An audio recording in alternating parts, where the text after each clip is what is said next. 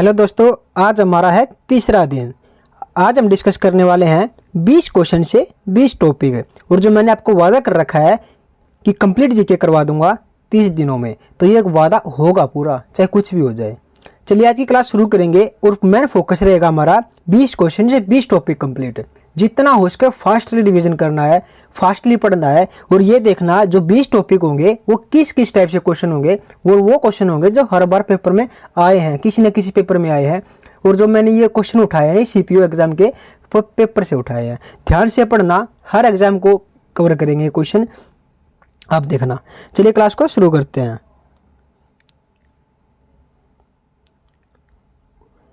पहला क्वेश्चन है, भारत में स्थित सबसे बड़ा बौद्ध स्तूप कौन सा है? भारत में जो सबसे बड़ा स्तूप बना बौद्ध का, वो कौन सा है ये बताना है। तो कौन सा हो जाएगा? केसरिया स्तूप। और केसरिया स्तूप अगर क्वेश्चन आ जाए ये कहाँ पड़ता है, तो बिहार में पड़ता है। दो क्वेश्चन आपने ध्यान रखने हैं इसके अंदर, ये कि केसरिया जो स्तूप है सबसे बड़ा स्तूप है बौद्ध धर्म का, ठीक है, बौद्ध का, और ये कहाँ पड़ता है, ये बिहार में पड़ता है। अगर क्वेश्चन ये आ जाए केसरिया स्तूप जो है वो किस राज्य में स्थित है, तो ये बिहार में हो जाएगा। आगे देखो, अब इस क्वेश्चन का जो बौद्ध धर्म है ये और जो बड़े स्तूप है ये, इसके बारे में हम डीपली से पढ़ेंगे। इसके बारे में जो स्तूप दे रखे, इसके अलावा जो अलग स्तूप है उनके बारे में भी देखेंगे। चलिए देखते हैं, आगे देखो क्लास को एक बार।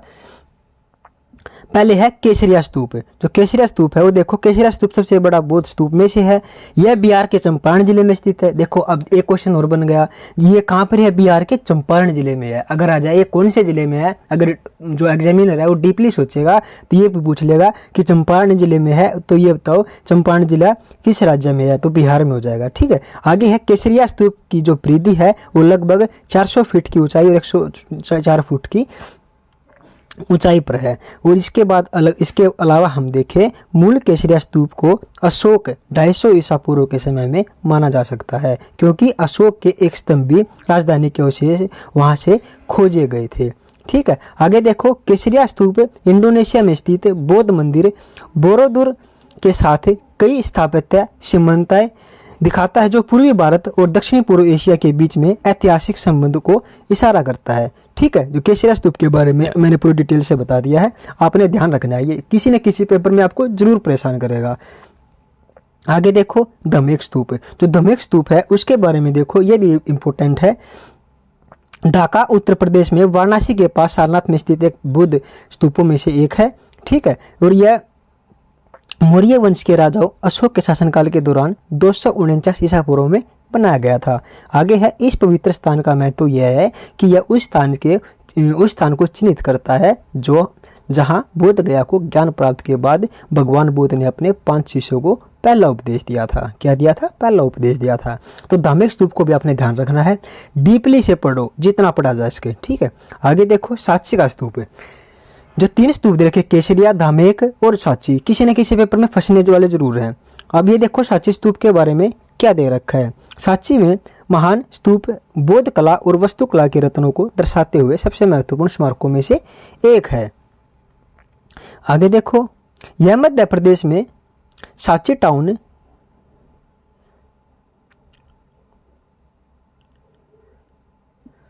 के सांची टाउन में स्थित है। यह स्तूप भारत की सबसे पुरानी पत्थर की संरचना है, जिसे मौर्य काल के दौरान बनाया गया था। मूल रूप से सम्राट अशोक की 3री शताब्दी ईसा पूर्व में कमीशन में किया गया था। इस विशाल गोलार्ध में गुंबद में एक केंद्रीय कक्ष है, जहां भगवान बुद्ध के अवशेष रखे गए हैं।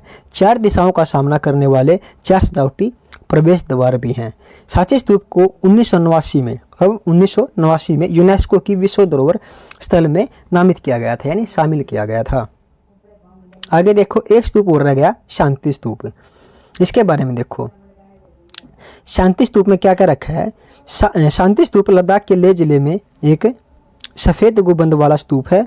यह 1991 में जापानी बौद्ध भिक्षु और गयोमायो नाकामुरा द्वारा बनाया गया था। यह पीसा पैगोडा मिशन का हिस्सा है। किसका हिस्सा है ये? पीस पैगोडा का मिशन का एक हिस्सा है। क्या? सांची का स्तूप, शांति का स्तूप, ठीक है। आगे क्वेश्चन देखो, जबरा सिंह वाला जंगली आइबेक्स भारत में कहाँ पाया जाता है? ये क्वेश्चन इतना इंपॉर्टेंट है, सीपीओ ने इसको मेन टारगेट किया इस क्वेश्चन को। तो देखो कहाँ पाया जाता है जो ये जबरा सिंह वाला जो जंगली आइबैक्स है, तो कहाँ पाया जाता है? पर्वतीय वन में पाया जाता है। ये क्वेश्चन बहुत ध्यान से पढ़ना। आगे है, अब देखेंगे हम पर्वतीय वन के बारे में। क्वेश्चन था वो जो जबरा वाला सिंह कहाँ पाया जाता है, वो क्वेश्चन था। अब पर्वतीय वन के बारे में देखेंगे, यानी ये ज्योग्राफी को भी आपकी क्लियर करेगा। आगे है, देखो इस क्वेश्चन में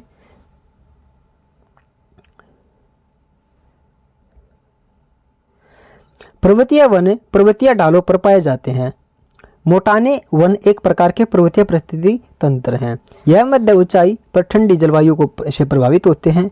इन क्षेत्रों में घने जंगल सामान्य हैं। वर्षा और समशीतोष्ण जलवायु के कारण पर्वतीय वन में प्राकृतिक वनस्पति में परिवर्तन होता रहता है। ठीक है, पहाड़ों में पाए जाने वाले वनों को पर्वतीय वन के नाम से भी जाना जाता है। आदर्श शीतोष्ण वन 1000 से 2000 मीटर की ऊंचाई तक पाए जाते हैं। उच्च ऊंचाई सामान्यतः समुद्र तल से 3600 मीटर से अधिक ऊंचाई पर शीतोष्ण वन और घास के मैदानों को स्थान अल्पाइन वनस्पति ले लेती है। आगे क्वेश्चन है,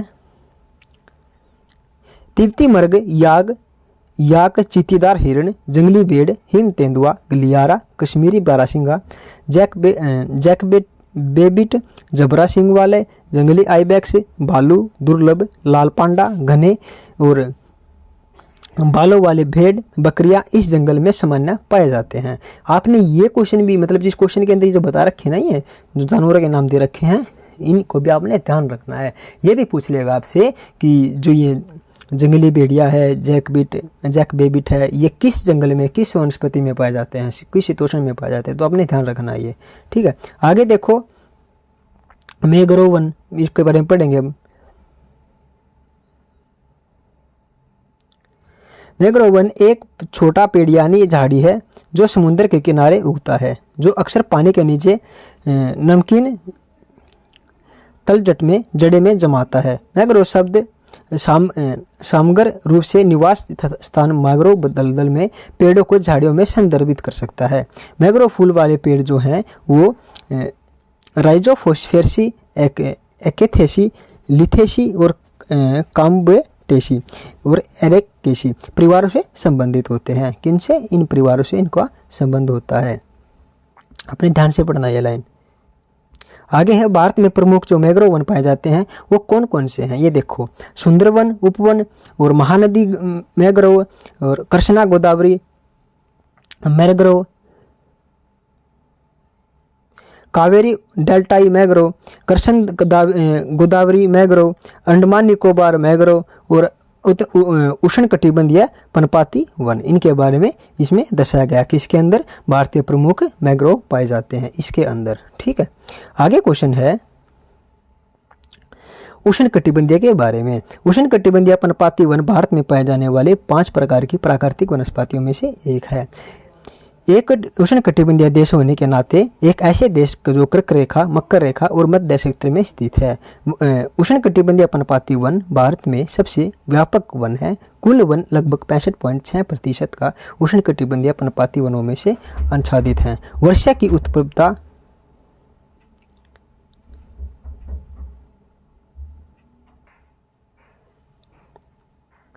उपलब्धता के आधार पर भारत में उष्णकटिबंधीय पर्णपाती वनों को 2 प्रकार में वर्गीकृत किया गया है। वो कौन कौन से हैं देखो।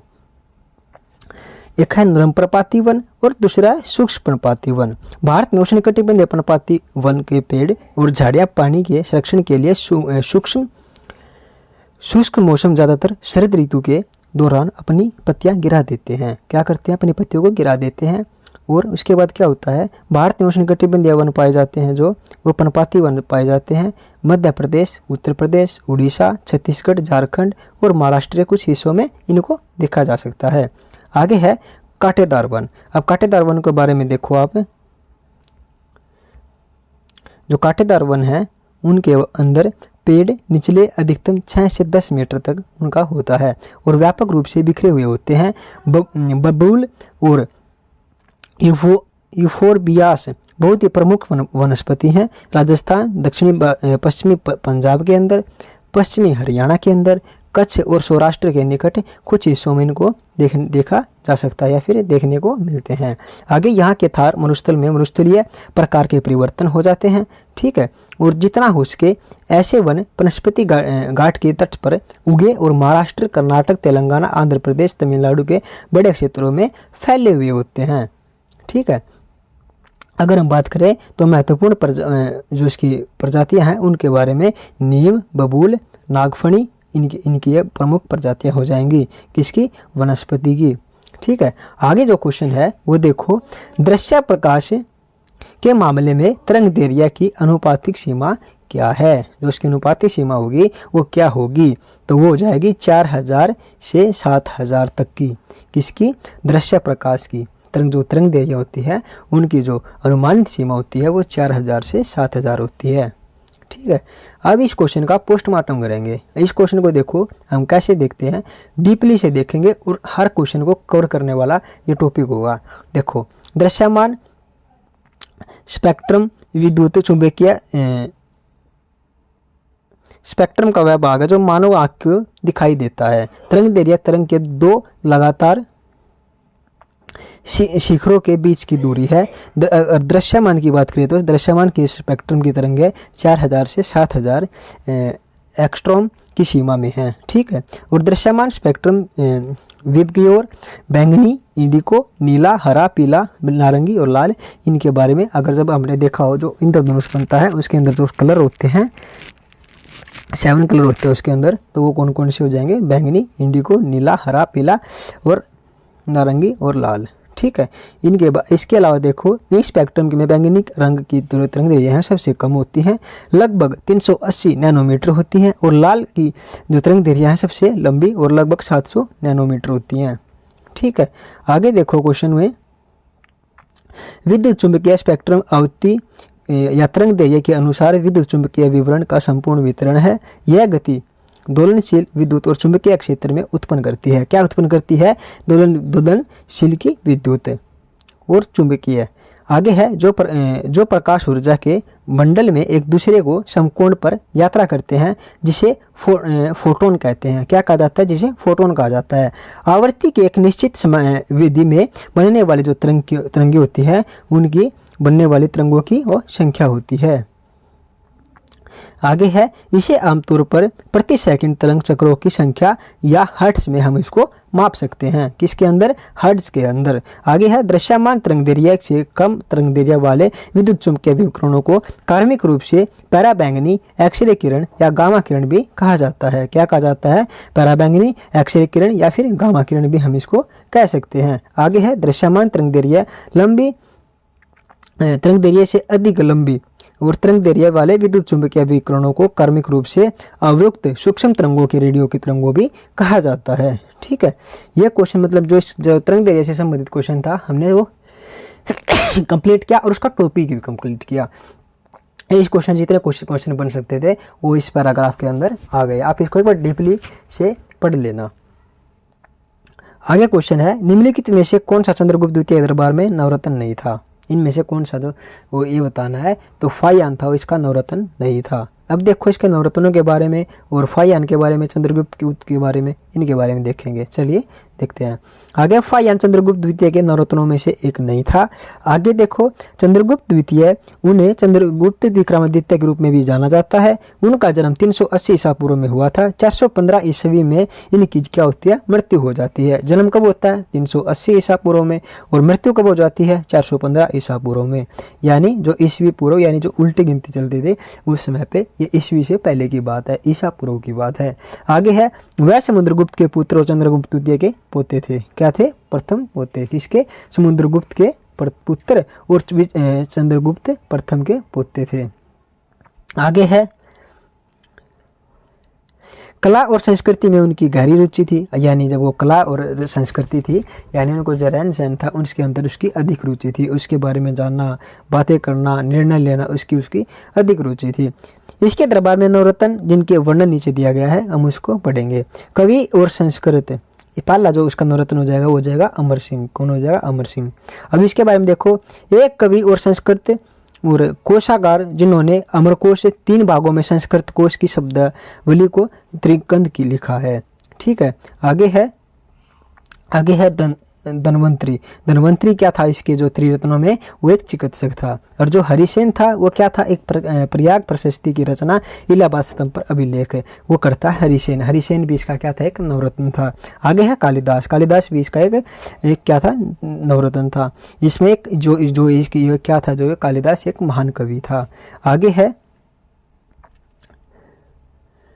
कहापनक। ये क्या था, एक ज्योतिषी था। और जो शंकु था ये क्या था, ये एक वस्तुकार था। और जो वराहमिहिर जो था, ये क्या था, एक पंचसिद्धि का व्रत और संहिता और व्रत जातक पुत्र के जो पुस्तक जो उन्होंने लिखी थी।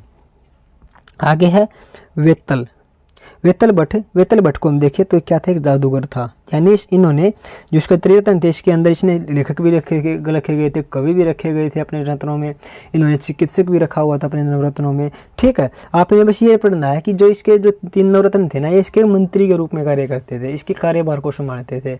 इसकी जो इसको रुचि थी, इसकी जो मनपसंद थे, ये इनको पहचानते थे, इनसे करवाते थे, इनसे राय लेते थे। ठीक है, आपने यही देखना है।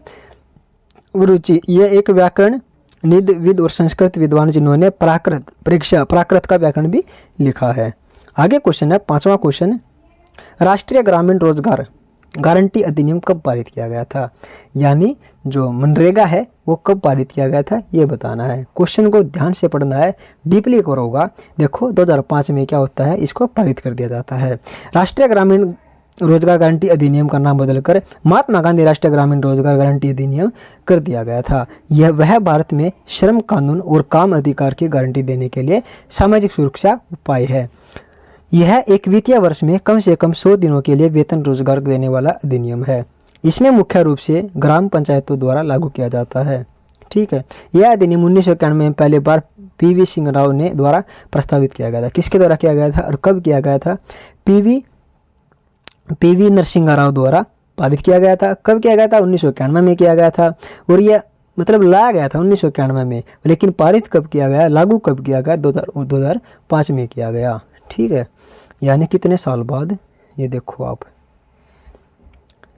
यह अधिनियम डॉक्टर मनमोहन सिंह सरकार के अधीन पारित किया गया था। उस समय पे किसकी सरकार थी? डॉक्टर मनमोहन सिंह की सरकार थी। आगे क्वेश्चन है, निम्नलिखित में से कौन सा नालंदा और विक्रमशिला विश्वविद्यालय के संस्थापक थे? ये बताना कि जो नालंदा विक्रमशिला विश्वविद्यालय था उसके संस्थापक कौन थे, ये क्वेश्चन है। तो कौन हो जाएंगे? धर्मपाल जी।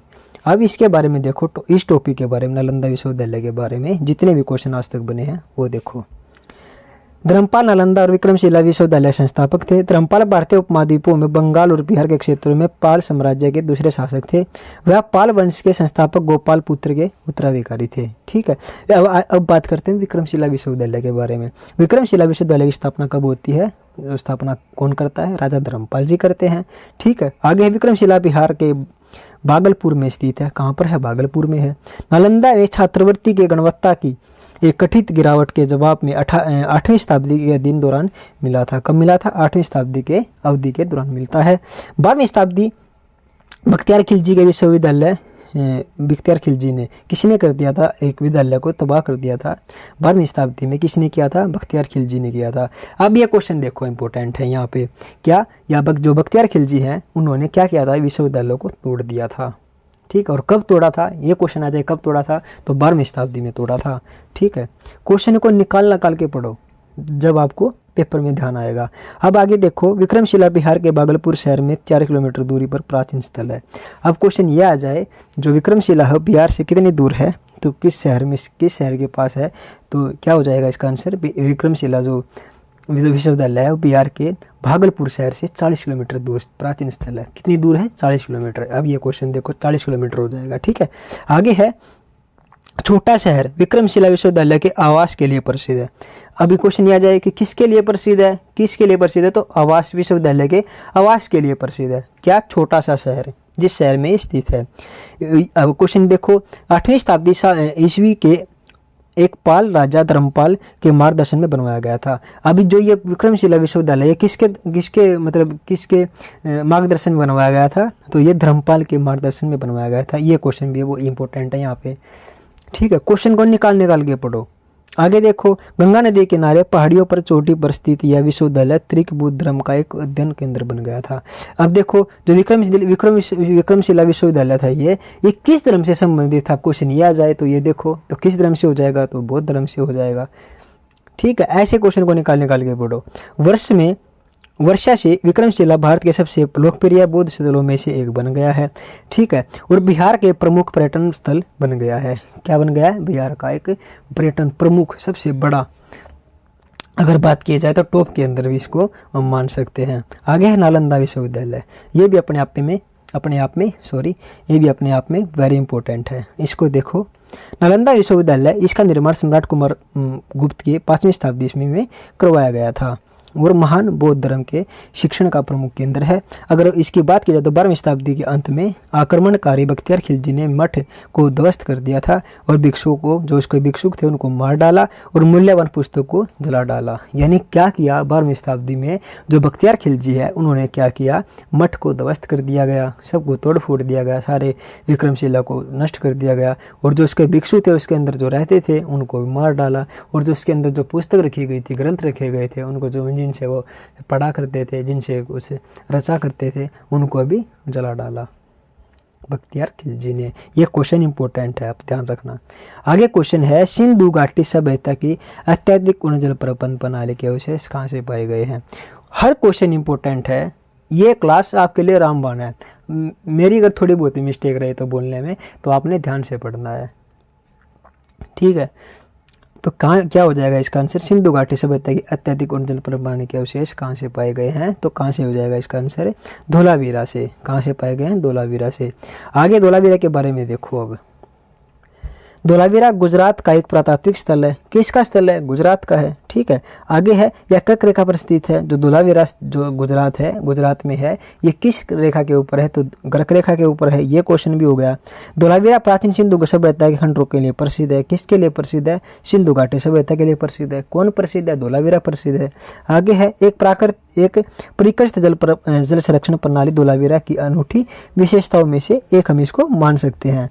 वहाँ के नागरिकों ने वहाँ के जो नागरिक थे उन्होंने बरसात के मौसम में बढ़े हुए जल के शुद्ध उपयोग करने के लिए उद्देश्य से मनहर और मनसर बरसाती नदियों के माध्यम से बड़े बांध का निर्माण किया था और बांध में संचित जल की जो ईंटें थी उनसे बनी हुई नालियों का द्वारा जलाशयों को कुआओं तक पहुंचाने की व्यवस्था की थी। यानी उन्होंने एक सिस्टम तरीके से धोलावीरा को बसाया गया था ताकि जो पानी है उसकी वेस्टेज ना हो, उसका शुद्ध उपयोग हो सके। आगे है, कालीबंगन एक सिंधु घाटी सभ्यता का स्थल है, राजस्थान में स्थित है। अब कालीबंगन की बात आ जाए तो अब ये क्वेश्चन आ जाएगा कि कालीबंगन किस राज्य में स्थित है, तो इसका आंसर हो जाएगा राजस्थान में। याद रखना, वेरी इंपॉर्टेंट है। इसकी खोज एक इतावली इंडोलिस्ट लुगी पियो और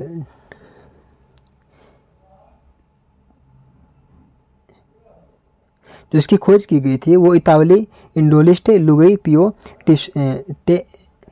टेसिटोर ने की थी। आगे है, कालीबंगन दुनिया का सबसे बड़ा प्रमाणित खेत भी यहाँ से मिलता है हमें। जो प्रमाणित खेत का जो साक्ष्य मिलता है हमें कालीबंगन से मिलता है। कालीबंगन कहाँ हो जाएगा, राजस्थान में हो जाएगा। ठीक है, आगे देखो, आगे क्वेश्चन है लोथल। अब लोथल की बात की जाए तो लोथल एक सिंधु घाटी सभ्यता स्थल है। यह कहाँ पर है, अभी गुजरात में स्थित है। लोथल सिंधु घाटी सभ्यता प्राचीन स्थल एक बंदरगाह भी है। इसकी खोज भारतीय पुरातात्विक SR राव ने की थी। किसने की थी, SR राव ने की थी। और रोपड़ एक सिंधु घाटी सभ्यता स्थल हो जाएगा। और रोपड़ एक शहर है जो सतलज नदी पर स्थित है। किस नदी पर है, सतलज नदी पर है। और यह कहाँ पर है, पंजाब में। रोपड़ कहाँ पड़ता है, पंजाब में पड़ता है। लोथल कहाँ पड़ता है, गुजरात में पड़ता है। और कालीबंगन कहाँ पड़ता है, राजस्थान में पड़ता है। धोलावीरा कहाँ पड़ता है, गुजरात में पड़ता है। धोलावीरा कैसे बसाया गया है, धोलावीरा एक सिस्टम तरीके से बसाया गया है। और जो खेतों के प्रमाण जो मिलता है वो कहाँ से मिलता है, कालीबंगन से मिलता है। कालीबंगन कहाँ पर है, राजस्थान में है। आपने ये ध्यान रखना है। लोथल कहाँ पर है, लोथल गुजरात में है। रोपड़ कहाँ है, रोपड़ पंजाब में है। रोपड़ किस नदी किनारे, तो सतलज नदी किनारे है। आपने क्वेश्चन ध्यान रखने हैं। आगे क्वेश्चन है, 1878 में 1878 का जो वर्नाक्युलर प्रेस एक्ट था वो किसने रद्द किया था, ये क्वेश्चन है। तो क्वेश्चन किसने, तो ये जो वर्नाक्युलर जो प्रेस एक्ट था ये किसने रद्द किया था, तो लॉर्ड रिपन ने इसको रद्द कर दिया था। आगे देखो, वर्नाक्युलर प्रेस एक्ट 1882 को निरस्त करना था, निरस्त करना, 1882 को निरस्त करना। आगे है श्रम स्थितियों में सुधार के लिए पहला कारखाना अधिनियम 1881 में लगा। वित्तीय विकेंद्रीकरण की जारी रखना, इसके क्या थे उद्देश्य थे, ठीक है। स्थानीय स्वशासन सरकारी प्रस्ताव 1882 में हुआ। सर विलियम हंटर की अध्यक्षता में शिक्षा आयोग की नियुक्ति 1882 में की गई।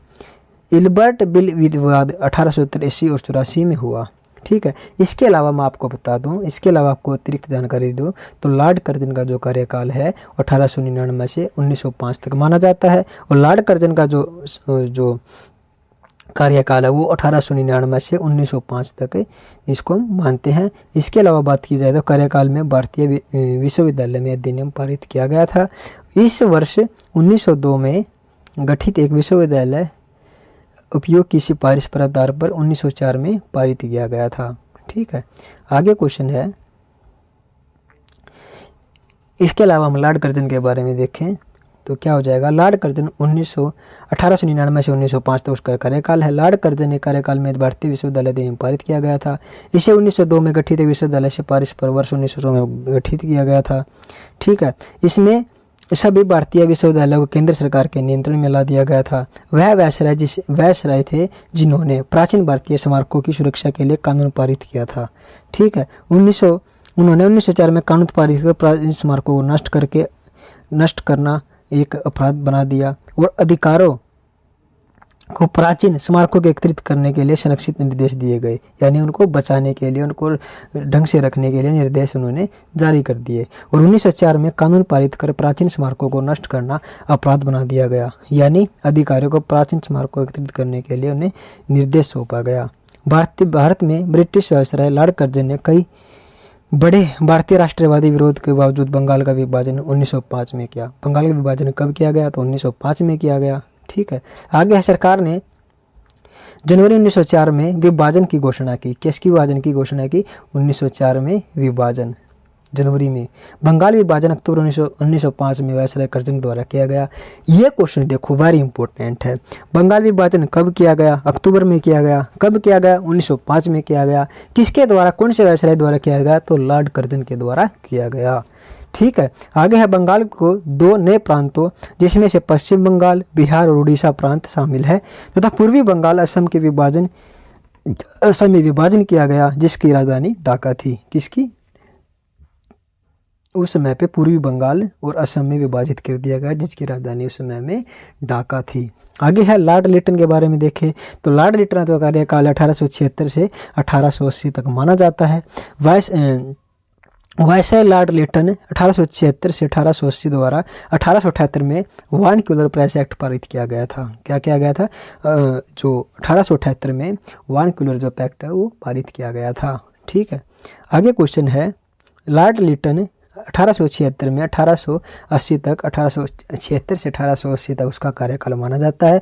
वायसराय लॉर्ड लिटन 1876 से 1880 द्वारा 1878 में वाल पैलेस एक्ट था जो पारित कर दिया गया था, ठीक है।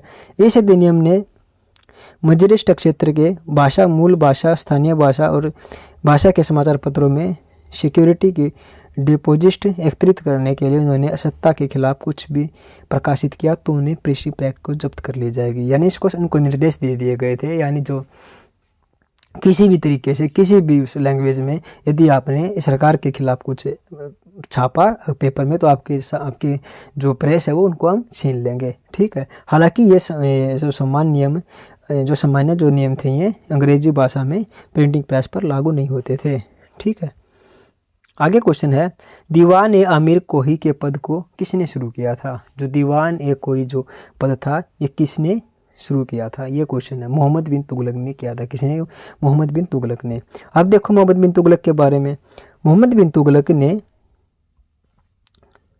दीवान ए अमीर कोही को पद को शुरू किया। यह विभाग कृषि से संबंधित था और इस विभाग में अधिकारी अमीर ए कोही थे। इस विभाग का उद्देश्य दोआब में खेती की स्थिति में सुधार करना था। किसमें? दोआब की खेती में उन्होंने सुधार करना था। आगे क्वेश्चन है, वे किसानों को सहायता और ऋण प्रदान करते थे। क्या करते थे? सहायता और ऋण को प्रदान करते थे। आगे क्वेश्चन है 10वां जो क्वेश्चन है, मेजर ध्यानचंद की आत्मकथा क्या है? ये क्वेश्चन देखो वेरी इंपॉर्टेंट है। तो क्या हो जाएगी इसकी आत्मकथा? गोल। क्या हो जाएगी? गोल। अब देखो मेजर ध्यानचंद की जो उसके बारे में जो बताया गया है वो देखो।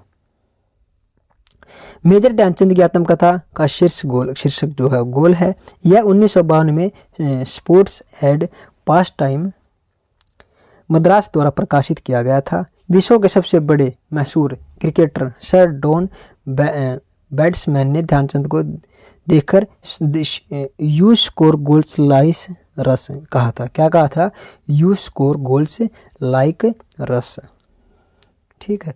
इसकी जो जीवनियाँ हैं इसके बारे में, इसके अलावा हम जो जीवनियाँ देखेंगे उनको देखेंगे। The great my own story, तो किसकी है ये मोहम्मद अली की है। ध्यान रखना ये क्वेश्चन वेरी इंपॉर्टेंट है। The great my own story किसकी है? मोहम्मद अली की है। स्टेट फ्रॉम द हार्ट ये किसके? कपिल देव की है।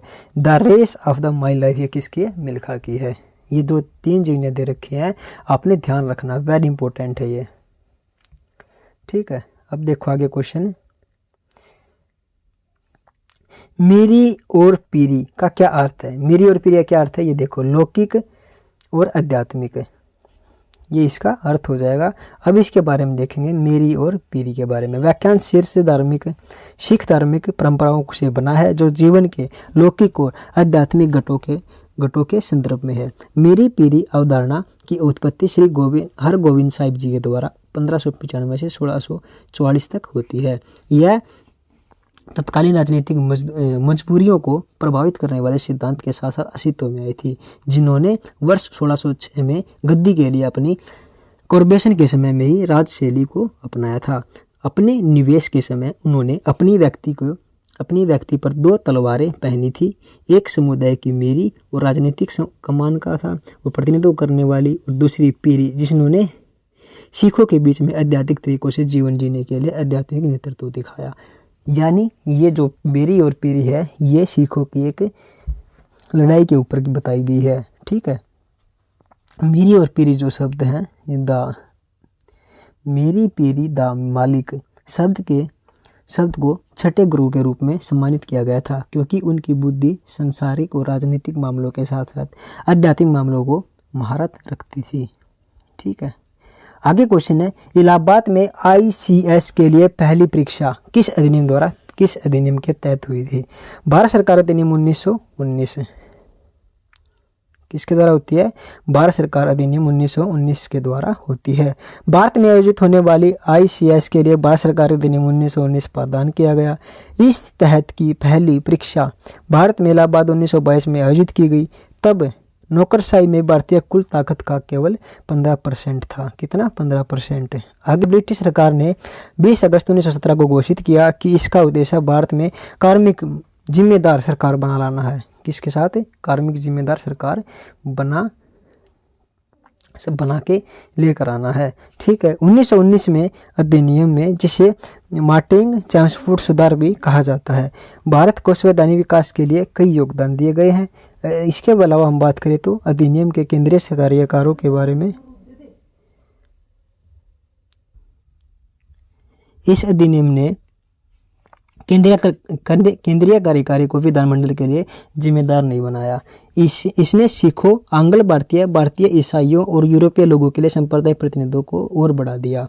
इसने प्रांतों पर केंद्रीय नियंत्रण को शिथिल करके केंद्रीय प्रांतीय विषयों को अलग कर दिया। यानी क्या किया इन्होंने? इसमें जो अधिनियम में क्या बता रखा है, केंद्रीय सरकारों को विधानमंडलों के लिए जिम्मेदार नहीं बनाया गया। इन्होंने सिखों, आंग्ल भारतीयों, भारतीय ईसाइयों और यूरोपीय लोगों के लिए एक संप्रदाय प्रतिनिधित्व को और बढ़ा दिया, पहले से और बढ़ा दिया। ठीक है। और इन्होंने प्रांतों पर केंद्रीय नियंत्रण को शिथिल करके केंद्रीय और प्रांतीय विषयों को अलग कर दिया। यानी केंद्र को और राज्यों को इन्होंने अलग अलग कर दिया ताकि ये अच्छी तरह से उनको चला सकें।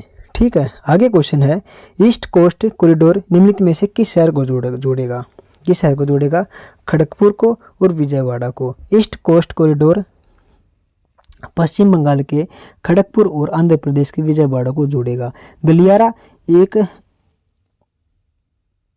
1114 किलोमीटर लंबा होगा। पश्चिम बंगाल, उड़ीसा, आंध्र प्रदेश, तेलंगाना राज्यों से होकर गुजरेगा। यह तीन जोनल रेलवे SIR, ECOR और SCR को चार डिवीजनों में खड़गपुर और कौन सा हो जाएगा, खुदा रोड, वाल्टेयर और विजयवाड़ा को भी पार करता रहेगा। ठीक है, आगे क्वेश्चन है, अंतर्राष्ट्रीय मुद्रा कोष का मुख्यालय कहाँ स्थित है? तो वाशिंगटन DC में अंतर्राष्ट्रीय मुद्रा कोष का जो मुख्यालय है वो स्थित है। आगे क्वेश्चन में देखो, अंतर्राष्ट्रीय मुद्रा कोष का मुख्यालय संयुक्त राज्य अमेरिका के वाशिंगटन DC में स्थित है। इसकी स्थापना 1944 में हुई थी। किसकी? इसकी। अंतर्राष्ट्रीय मुद्रा कोष 1990 देशों के संगठन है। यह वित्तीय स्थिति को सुरक्षित करने, अंतर्राष्ट्रीय व्यापार को सुगम बनाने और उच्च रोजगार, आर्थिक विकास को बढ़ावा देने, दुनिया भर की गरीबी को कम करने के लिए कार्य कर रहा है। IMF की स्थापना जुलाई 1944 में संयुक्त राज्य अमेरिका के न्यू हैम्पशायर संयुक्त राष्ट्र ब्रेट वुड्स सम्मेलन में हुई थी। क्रिस्टेलिया इल्वायो जॉर्जिएवा 2019 में मुद्रा कोष के अध्यक्ष और प्रबंध निदेशक के रूप में भी इनको बुल्गारिया अर्थशास्त्री बनाया गया था। ठीक है दोस्तों, हम इस वीडियो में इतना ही पढ़ेंगे, बाकी जो रह गया वो कल पूरा करेंगे। इस वीडियो में इतना ही। कैसी लगी आपको क्लास, कमेंट सेक्शन में ज़रूर बताइएगा। जितना हो इसके कंप्लीट करना, ध्यान से पढ़ना, क्वेश्चन वेरी इंपॉर्टेंट थे।